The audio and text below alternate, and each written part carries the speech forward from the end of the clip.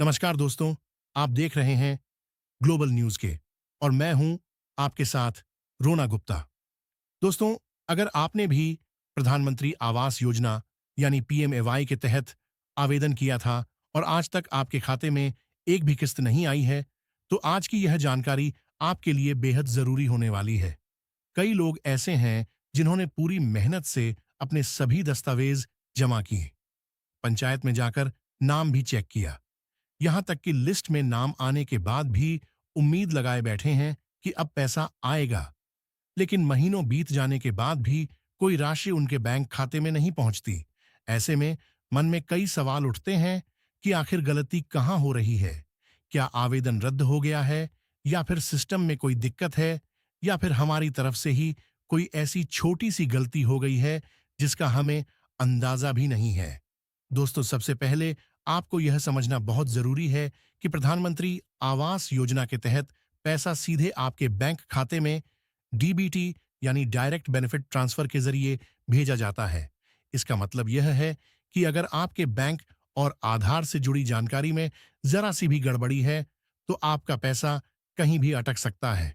बहुत से लोग इस बात को हल्के में ले लेते हैं और सोचते हैं कि अकाउंट तो है ही, पैसा आ जाएगा।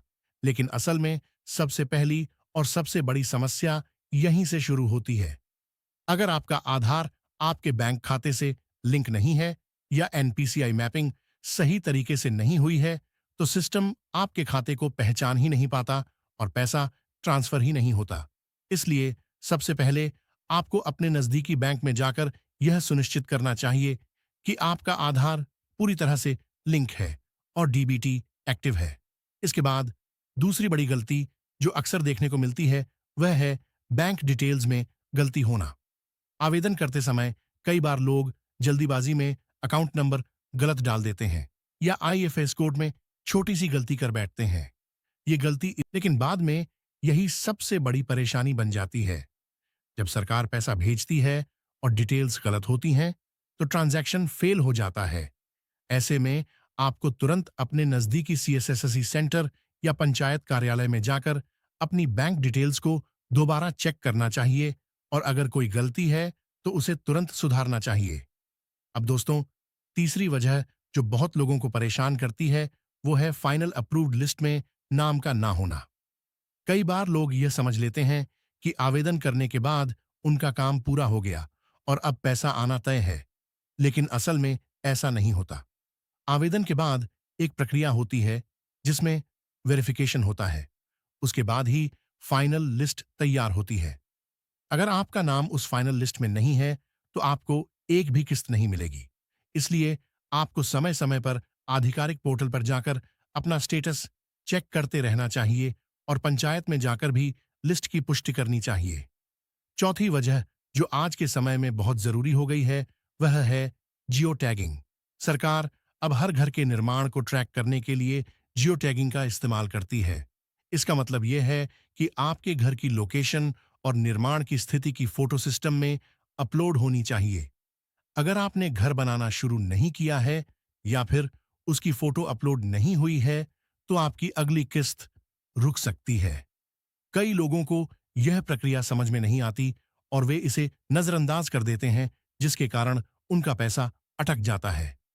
इसलिए आपको अपने ग्राम सेवक या पंचायत अधिकारी से संपर्क करके यह सुनिश्चित करना चाहिए कि आपकी जियो टैगिंग पूरी हो चुकी है। पांचवी वजह है निर्माण कार्य का शुरू ना होना।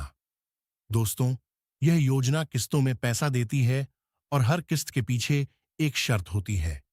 अगर आपने पहली किस्त मिलने के बाद भी घर बनाना शुरू नहीं किया, तो अगली किस्त नहीं आएगी। सरकार यह देखती है कि पैसा सही काम में इस्तेमाल हो रहा है या नहीं। अगर कोई प्रगति नहीं दिखती, तो अगली राशि रोक दी जाती है। इसलिए जरूरी है कि आप जैसे ही पहली किस्त प्राप्त करें, तुरंत निर्माण कार्य शुरू करें और उसकी जानकारी संबंधित अधिकारियों को दें। छठी वजह होती है दस्तावेजों का अधूरा वेरिफिकेशन। कई बार ऐसा होता है कि आपने सारे डॉक्यूमेंट जमा तो कर दिए होते हैं, लेकिन उनमें से कोई एक दस्तावेज सही से वेरीफाई नहीं हुआ होता, जैसे कि आधार कार्ड, राशन कार्ड या जॉब कार्ड में कोई मिसमैच हो सकता है। ये छोटी सी समस्या भी आपके पैसे को रोक सकती है। इसलिए आपको पंचायत या ब्लॉक ऑफिस जाकर यह कंफर्म करना चाहिए कि आपके सभी दस्तावेज पूरी तरह से वेरीफाई हो चुके हैं। सातवीं वजह जो कई बार लोगों के कंट्रोल से बाहर होती है, वह है तकनीकी या सरकारी देरी। कई बार सिस्टम अपडेट, बजट की कमी या अन्य प्रशासनिक कारणों से भी भुगतान में देरी हो सकती है। ऐसे में आपको घबराने की जरूरत नहीं है, बल्कि थोड़ा धैर्य रखना चाहिए और समय समय पर अपना स्टेटस चेक करते रहना चाहिए। अब अगर हम समाधान की बात करें, तो सबसे पहला कदम है कि आप खुद जागरूक बने। अपने आवेदन का स्टेटस ऑनलाइन चेक करें। बैंक और आधार की जानकारी को वेरीफाई करें। पंचायत में जाकर अपनी जानकारी की पुष्टि करें और यह सुनिश्चित करें कि जियो टैगिंग और निर्माण की प्रक्रिया सही तरीके से अपडेट हो रही है। अगर इन सब के बाद भी आपका पैसा नहीं आता है, तो आप शिकायत दर्ज कर सकते हैं। इसके लिए आप पीएमएवाई पोर्टल, हेल्पलाइन नंबर या ब्लॉक ऑफिस का सहारा ले सकते हैं। दोस्तों, अंत में मैं आपसे यही कहना चाहूंगी कि इस योजना का लाभ उठाने के लिए आपको खुद भी सतर्क रहना होगा। किसी भी एजेंट के झांसे में आकर पैसे देने की गलती बिल्कुल ना करें। हमेशा अपनी जानकारी खुद चेक करें और किसी भी फर्जी कॉल या मैसेज से सावधान रहें। प्रधानमंत्री आवास योजना एक बहुत ही महत्वपूर्ण योजना है, जो लाखों लोगों के घर का सपना पूरा कर रही है।